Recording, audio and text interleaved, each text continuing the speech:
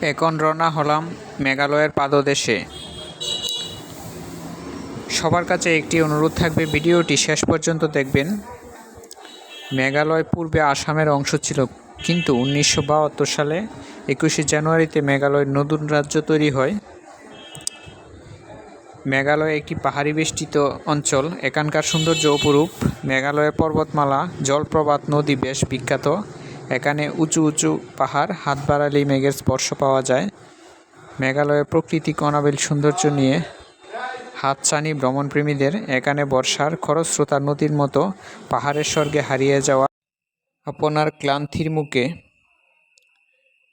সুখের কাঠি ছুঁয়ে দেবে এসব সৌন্দর্য। পাহাড়ি বনফুলে স্নিগ্ধ গন্ধ অনেক ভালোই লাগছিল। মেঘালয় প্রায় 22,430 বর্গ কিলোমিটার এলাকা জুড়ে বিস্তৃত। এখানে প্রচুর পরিমাণে বৃষ্টিপাত হয়। 19 শতকে ব্রিটিশ প্রশাসনের অধীনে না আসা পর্যন্ত খাসি, গারো এবং জয়ন্তিয়া উপজাতিদের নিজস্ব রাজ্য ছিল।